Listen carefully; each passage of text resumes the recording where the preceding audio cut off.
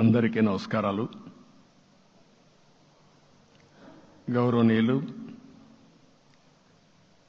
జనసేన అధ్యక్షులు మిత్రులు పవన్ కళ్యాణ్ గారు, అదే సందర్భంలో బీజేపీ రాష్ట్ర పార్టీ అధ్యక్షురాలు పురంధేశ్వరి గారు, గౌరవనీయులు అచ్చెన్నాయుడు గారు, ఈ సమావేశానికి విచ్చేసినటువంటి నూతనంగా ఎంపికైనటువంటి ఎన్డీఏ ఎమ్మెల్యే అభ్యర్థులందరికీ పేరు పేరున మనస్ఫూర్తిగా నమస్కారాలు, అభినందనలు, శుభాభినందనలు. అందరూ కూడా మనస్ఫూర్తిగా కంగ్రాచులేషన్స్. అదే సమయంలో మీరందరూ కలిసి నన్ను శాసనసభ నాయకుడిగా, ఎన్డీఏ శాసనసభ నాయకుడిగా ఎన్నుకున్నందుకు మనస్ఫూర్తిగా అందరికీ నమస్కారాలు తెలియజేస్తున్నా, అభినందనలు తెలియజేస్తున్నా, ధన్యవాదాలు. ఇప్పుడే మిత్రులు మాట్లాడారు. నేను కూడా చాలా ఎన్నికలు చూశాను. ఈసారి రాష్ట్ర చరిత్రలో ఎప్పుడూ ఇవ్వనటువంటి తీర్పు ఇచ్చారు. ఈ తీర్పు మళ్ళీ నిలబెట్టుకునే బాధ్యత మనందరిపైన ఉంటుంది. అయితే రాష్ట్రంలో ఉండే 5 కోట్ల ప్రజలందరికీ శిరస్సు వంచి పాదాభివందనం చేస్తున్నా. ఈ రాష్ట్రాన్ని కాపాడుకోవడానికి మీరు చూపించిన చొరవ కోసం అందరం కూడా ఒకటి క్యాంపెయిన్ చేశాం. ప్రజలు గెలవాలి, రాష్ట్రం నిలబడాలి.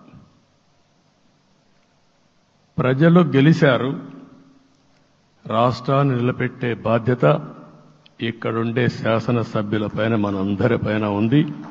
ఈ విషయం మనం గుర్తుపెట్టుకోవాల్సిన అవసరం ఉంది. ఒక అరాచక పాలన, ఒక విధ్వంసకర పాలన. మామూలుగా ఇది చూస్తే ఈ కూటమి ఏర్పాటు చేసినప్పుడు కూడా నేను ఎప్పుడూ మర్చిపోలేను. ఇప్పుడే పురంధేశ్వరి గారు చెప్పారు, పవన్ కళ్యాణ్ గారు చెప్పారు. 3 పార్టీలు కూడా ఒక అత్యున్నతమైన ఆశయాల కోసం పార్టీలు పెట్టినప్పటికీ ఈరోజు కలయిక కూడా మీరు చూస్తే, ఈ కలయికని చాలా ఎన్నికలు చూశాను కానీ నా చరిత్రలో ఎన్నికలైన తర్వాత కంప్లైంట్స్ ఉండేటివి. ఇక్కడ పలానోళ్ళు సరిగా పనిచేయలేదు, ఇక్కడ ఈ నాయకులు కోఆపరేట్ చేయలేదని. నేను చూసిన మొట్టమొదటి ఎన్నిక, ఈసారి ఎన్నికల్లో మాత్రం 100కి 100% 3 పార్టీల నాయకులు, కార్యకర్తలు సమిష్టిగా పనిచేశారు. దానికి కారణం మనం ఒకసారి అన్వేషిస్తే, ప్రజలు మనోభావాలకు అనుగుణంగా మన కార్యకర్తలు కూడా ప్రవర్తించే పరిస్థితికి వచ్చారు. రాష్ట్రంలో ఉండే ప్రతి ఒక్క కార్యకర్తని, 3 పార్టీల తరపున ఉండే ప్రతి ఒక్క కార్యకర్తని, నాయకుడిని మనస్ఫూర్తిగా అభినందిస్తున్నా, ధన్యవాదాలు తెలియజేస్తున్నా, కృతజ్ఞతలు తెలియజేస్తున్నా. మేము చాలా వేవ్స్ చూసాం. 94లో 1 సైడ్ ఎన్నికలు జరిగాయి. అప్పుడు కూడా ఇన్ని సీట్లు రాలా, ఇన్ని ఓట్లు రాలా. ఈరోజు మనం చూస్తే 175 సీట్లకు గాను 164 సీట్లు గెలిచాం. అంటే 11 సీట్లే ఓడిపోయాం. అంటే స్ట్రైకింగ్ రేట్ 93%. అంటే మామూలుగా 93% రావడం అనేది దేశ చరిత్రలోనే అరుదైన అనుభవం ఇది. అలాంటి అనుభవం ఇక్కడ చూపించారు. ఓటింగ్ కూడా 57% ఓట్లు వేశారు. మనకు 50% ఓట్లు వేస్తే ఎక్కువ అనుకుంటాం. అలాంటిది 57% ఆవరేజ్గా ఈ రాష్ట్ర ప్రజానీకం మనల్ని ఆశీర్వదించారంటే మనలో ఎంత బాధ్యత పెరిగిందో మనం ఒక్కసారి గుర్తుపెట్టుకోవాల్సిన అవసరం ఉంది. జిల్లాల వారీగా, పార్లమెంట్ల వారీగా విశ్లేషిస్తే శ్రీకాకుళం క్లీన్ స్వీప్, 7కు 7 గెలిచాం. విజయనగరం అన్నీ గెలిచాం. అరకు 2-3 ఎన్నికల్లో మనం గెలవకుండా ఈసారి ఎన్డీఏ అభ్యర్థులు చూస్తే 7కు 5 గెలిచాం. మన దురదృష్టం పార్లమెంటు పోయింది. అక్కడి నుంచి వైజాగ్ 7కు 7 గెలిచాం. అనకాపల్లి 7కు 7 గెలిచాం. దెన్ తూర్పుగోదావరి, కాకినాడ, అమలాపురం, రాజమండ్రి, నరసాపురం, పక్కన వస్తే ఏలూరు, మచిలీపట్నం, కృష్ణా, గుంటూరు, నరసరావుపేట, బాపట్ల అన్స్టాపబుల్ 7కు 7 గెలిచాం.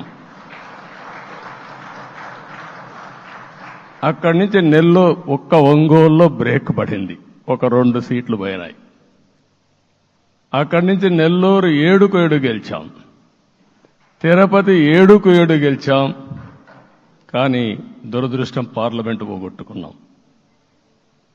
చిత్తూరు ఎప్పుడు ఇన్ని సీట్లు గెలవాలి, 7కు 7 గెలిచాం.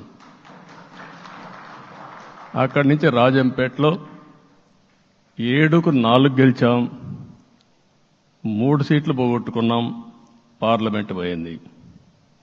అక్కడి నుంచి మీరు చూస్తే చరిత్రలో ఎప్పుడూ గెలవని విధంగా కడపలో 7కు 5 గెలిచాం మనం.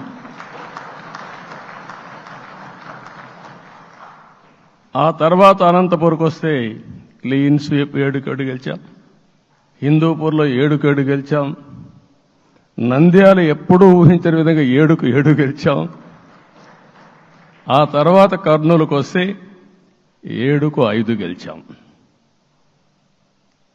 నేను ఈ 11 మందిని కూడా అదే మారిగా జనసేన మిత్రులు పవన్ కళ్యాణ్ గారు 21 సీట్లు తీసుకొని 21 గెలిచాడు.